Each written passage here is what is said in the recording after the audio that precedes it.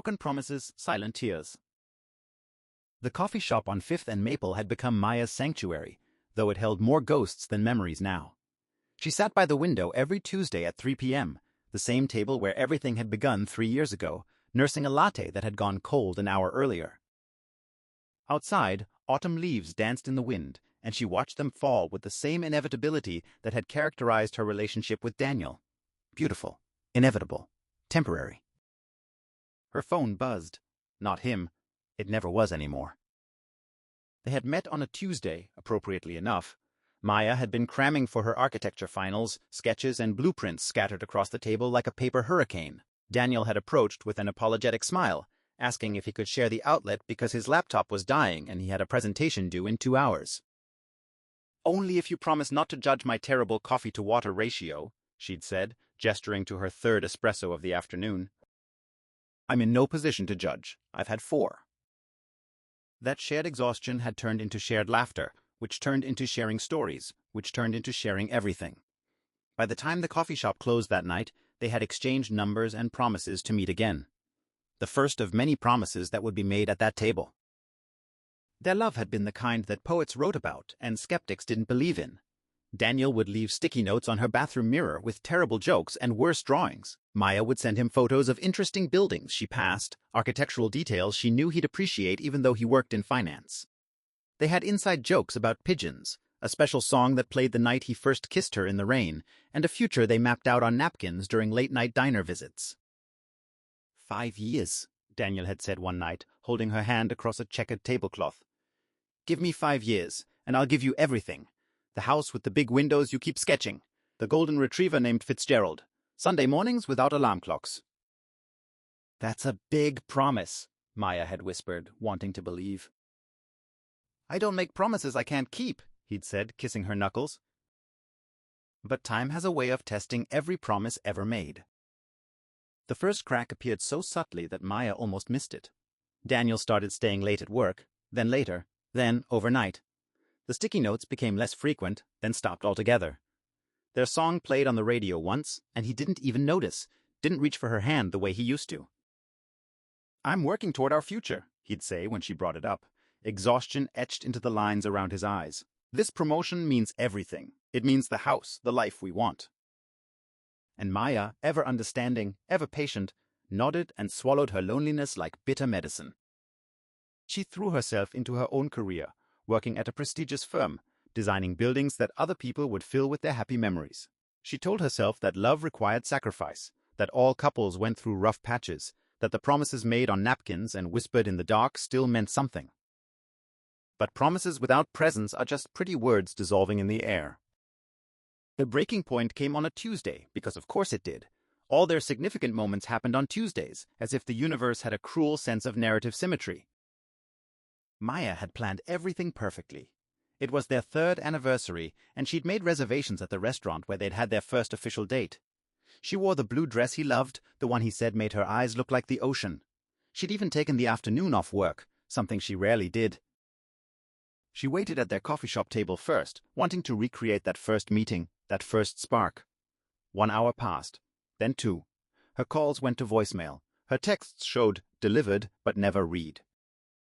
At the restaurant, she sat alone at a table for 2. The waiter's pitying glances felt like knives. She ordered wine and pretended she was waiting for someone who was just running late, not someone who had forgotten her entirely. Daniel stumbled in at midnight, smelling of whiskey and corporate ambition. "I'm so sorry," he slurred, not quite meeting her eyes. "Big meeting, lost track of time. You know how it is." But Maya didn't know anymore.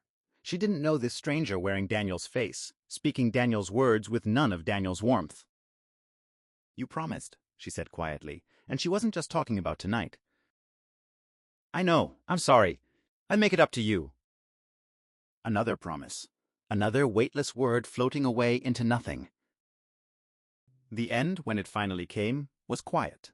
No dramatic fights, no thrown dishes, no screaming matches. Just 2 people sitting in their apartment, the one that was supposed to be temporary, the stepping stone to that house with big windows, realizing they'd become strangers who shared a lease. "I can't do this anymore," Maya said one morning, her voice steady despite the earthquake happening inside her chest. "You're not here, Daniel. Even when you're here, You're not here." He looked at her then, really looked at her, and she saw something flicker in his eyes. Recognition, regret, but not enough to change anything. "I'm doing this for us," he said weakly. "There is no us anymore. There's you, and there's your job, and somewhere in the background there's me, waiting for a version of you that doesn't exist." "Maya, you promised me 5 years, you promised me everything, but you couldn't even promise me Tuesday nights." Daniel opened his mouth, closed it. What could he say?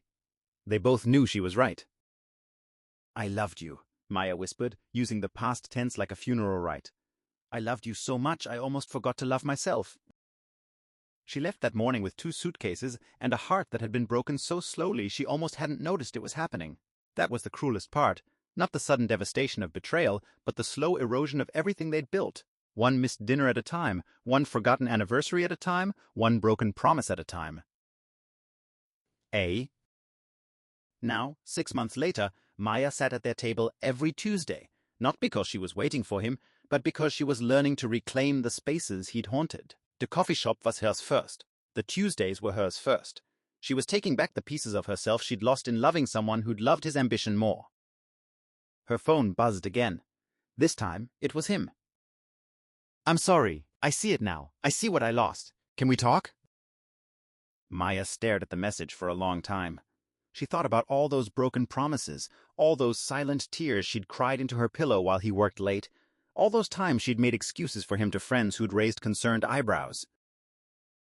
She thought about the Maya who would have jumped at this message, who would have seen it as a second chance, who would have believed that people could change. But she also thought about the Maya she was becoming, the one who'd started going to therapy, who'd reconnected with friends she'd neglected, who'd started sketching again just for fun, who'd learned that love shouldn't require you to become smaller, quieter, more convenient. She typed and deleted 3 responses before finally settling on the truest one. "I hope you find what you're looking for, Daniel, but it's not me anymore."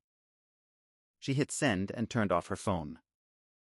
Outside, the autumn leaves continued their dance, falling and falling, but somehow beautiful in their descent. Maya finished her cold latte, gathered her things, and walked out of the coffee shop. She didn't look back. Some promises get broken, some tears fall in silence. But sometimes the bravest thing you can do is let go of the person you thought you'd spend forever with, and trust that there's a version of forever waiting that doesn't require you to lose yourself to find it. Maya walked into the afternoon sunlight, and for the first time in months, she felt something that wasn't quite happiness but was close enough to hope. Broken promises would always be part of her story, but they wouldn't be the ending. She'd write that herself.